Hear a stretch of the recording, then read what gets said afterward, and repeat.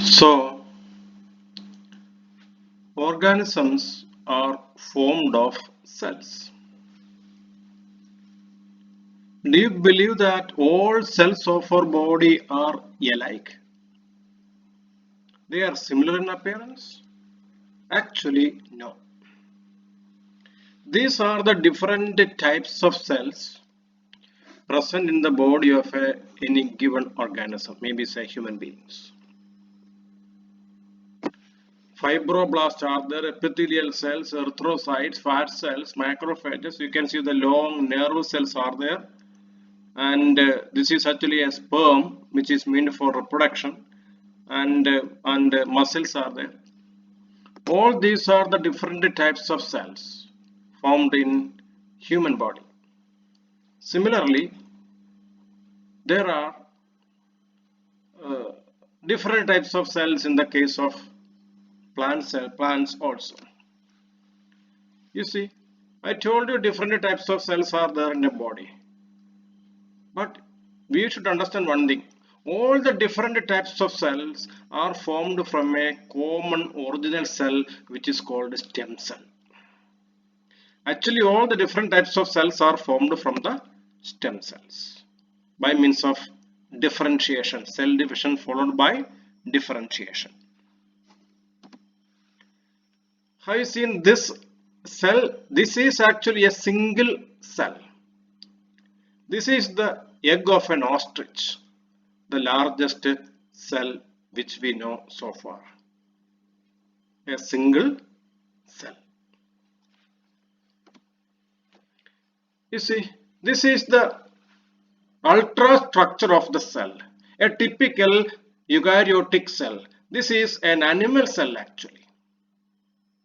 You can see nucleus is there enveloped by the nuclear envelope, and inside the nucleus there is the chromatin which contains the genetic material, and the nucleolus is there.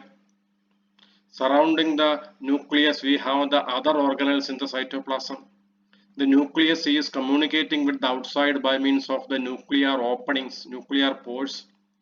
Here there are the rough endoplasmic reticulum which is concerned with the synthesis of proteins, and somewhere you may be able to see the smooth endoplasmic reticulum which is concerned with the synthesis of lipids.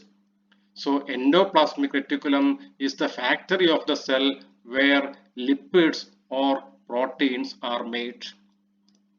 Then we have the Golgi apparatus. Golgi apparatus is actually closely related with this endoplasmic reticulum, because whatever is made in the endoplasmic reticulum is modified and packed in the Golgi apparatus. Modified and packaged in the Golgi apparatus, Department of Modification and Department of Packaging. Here you can see these Golgi vesicles. The vesicles which are budding off from the Golgi are fusing with the plasma membrane, and their contents are secreted out. This is how the contents are secreted out by a cell. You might have heard of exocytosis, etc. This is a typical case of this type of secretion. And these organelles are present in a semi-fluid medium called cytosol.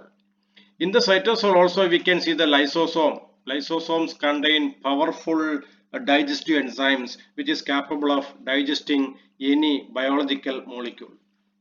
And we have the mitochondria. You know that the mitochondrion is the powerhouse of the cell. Then we have the centrioles. They are concerned with the cell division. And the centrosome, the area where the centrioles are seen. And we have the peroxisome. Don't think that it is outside. Peroxisome is actually inside the cell.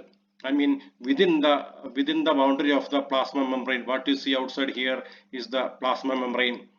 And this plasma membrane may have sometimes folding. In some cases they may have foldings for finger-shaped projections which you see outside here. And you can see microtubules. They are made up of proteins. Intermediary filaments are there. They are made up of proteins. So this is a typical animal cell.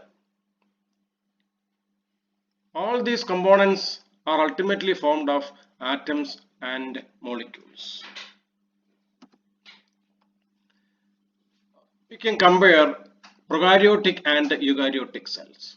You know that the prokaryotic cells don't have a well-defined nucleus. Genetic material is present in both, but it is enveloped by a membrane, a nuclear envelope in the case of eukaryotes only. In the case of prokaryotes, the genetic material is not enveloped by any membrane. Otherwise, is there any other difference? Organelles, membrane-bound organelles are present only in the case of eukaryotes. They are absent in the case of prokaryote.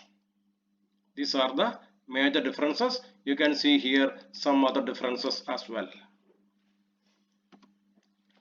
And coming to the pathways of functioning or methods of functioning. You see, general ways of functioning of a cell. Generation of energy. You know that ATP is actually the energy currency of the cell.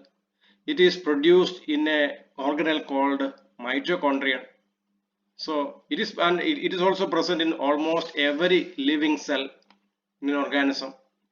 And then there is the cell division. Cells are formed from pre-existing cells. You might have heard of the quotation omnicellular acellular. Here a single cell is there. It is elongating. A depression is formed in the middle and it is dividing into two, cell division. Here you can see transportation. This is the envelope around the cell, plasma membrane. If the protein which you see or this large structure you see across the membrane is the carrier protein. The carrier protein, where is stage 1? This is stage 1. Binding of the cytoplasmic sodium ions to the protein stimulates phosphorylation by ATP. So it is beginning here, and ultimately what is going to happen? To phosphorylation causes the protein to change the conformation. 3. The conformational change expels sodium to the outside, which means simply sodium ions are pumped from the cytoplasm towards the outer side, we may say extracellular side. So this way membrane-bound proteins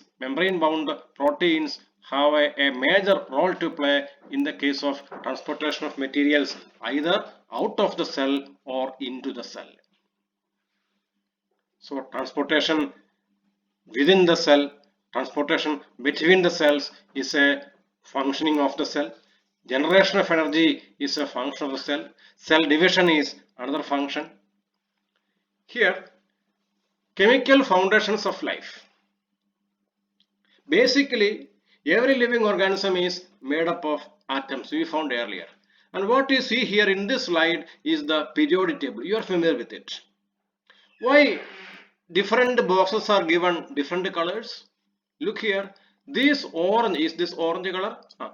This orange colored boxes indicate bulk elements, while the yellow colored ones indicate trace elements. Look here, hydrogen is a bulk element, sodium, potassium, calcium, carbon, nitrogen, oxygen, phosphorus, sulfur, chlorine. All those are the bulk elements, which means they are present in larger quantity, while magnesium and these ions and iodine, this selenium, all those things are present in very small quantity, very small quantity. So we call them trace elements. What about the other elements of the periodic table? Not commonly present in a living organism. So even though around 100 or more elements are present in the periodic table, only a few of them are required for the formation of living organisms. See here, this is a living body, a human body, percentage of different elements in the human body. Remember, oxygen is the element present in the largest quantity. Remember, percentage by weight. Percentage by weight. Oxygen 65%, then is for carbon 18%, then hydrogen 10%, then nitrogen, etc.